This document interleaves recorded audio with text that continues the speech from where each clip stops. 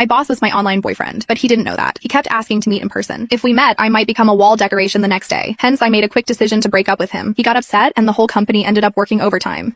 How should I put this? For the sake of my mental and physical health, maybe getting back together with him wouldn't be such a bad idea. I was dating my boss online. Meeting in person? That was never going to happen. He didn't even know his online girlfriend was one of his employees. Lately, my boss had been in a bad mood. Everyone could feel it, so everyone had been extra careful. Even the usual breaks had been cut short. The boss had been working crazy hours, and no one dared leave before him. So our workdays had stretched to 11 p.m. or 12 a.m., and I was starting to get dark circles under my eyes. My skin had been looking worse too. To be honest, I felt like I was probably the only one who knew the real reason behind his bad mood, but I couldn't tell anyone. The boss had had his heart broken, and unfortunately, the one who broke his heart was me. He didn't know that though. It all started when my online boyfriend of 2 years wanted to meet up in person. We met on social media. He had posted something asking for advice. Why can't I find a girlfriend? I clicked on it, and the post said, I'm a man, 6'2", 183 lbs, 25 years old, Ivy League graduate with a master's in management and engineering. I'm currently the vice president of a listed company with an annual salary starting at $500,000. I own a car and a house, but my looks are just average. I've never had a girlfriend. So what's the issue? The comment section was full of sarcastic remarks. Ugh, someone's fishing for compliments. Is this guy living in a dream world? Ivy League grad, just 25 and already a VP? Come on, get real. As we all know, only family-run businesses give young people such high positions, but most of those rich kids study abroad. Being in a playful mood, I commented, maybe it's the looks. Post a photo and let's see. Then I closed the app. Not long after, I got a private message from the poster. Hi, can I send it to you privately? Though confused, I enjoy some drama, so I replied, sure. Then he sent me a photo. I almost spat my coffee out. He said he was 6'2". I'd believe 5'0", maybe. It was a selfie, with his face covered by his hand, and the angle made his head look huge and his body tiny. His hair was sticking up like he'd just used some kind of hair gel, and he was wearing thick black-rimmed glasses, making him look both nerdy and awkward. But despite all that, his face was actually fine. Even though it was partially obscured, I could tell his lips, nose, and eyes all screamed handsome. Still, there was something about him that seemed oddly familiar. I mentally shouted, there are actually guys who don't realize they're good-looking, while zooming in and out of the photo multiple times. With my helpful mindset, I typed out a few tips. Your clothes and selfie skills need work. Try frameless glasses, or better yet, wear contacts. And change your shooting angle. Tilt the phone slightly, making sure the charging port leans toward you. Also, try pants that are a bit looser, like casual black ones. He replied, thank you so much. Oh, I didn't think much of it and moved on, but the next day, he sent me photos of his makeover, taking my advice to heart. The day after that, again. Then it went on for a few more days. I was getting tired of it when he suddenly asked if he could add me as a friend on Facebook and offer me a thank you gift. If someone was offering money, I'd be crazy not to take it, so I gave him my profile link. Moments later, an account with a familiar profile picture sent me a friend request. Wait, wasn't this my boss? I panicked, almost accidentally accepting his friend request. My heart sank, and I quickly restricted the visibility of all the previous posts on my feed. My brain raced, wondering if I'd somehow linked my private Facebook account to my company info. Meanwhile, he was typing for what felt like forever before sending a message. Thanks for all the help these past few days. Here's a little something for you. And then he sent me $7,000 via MetaPay with the note, voluntary gift. I was speechless. I compared his profile with the photo he sent me. It was the same guy, and he was indeed the boss of my company. I couldn't believe the sheer absurdity of the situation, but after some hesitation, I accepted the money. After all, he didn't know it was me.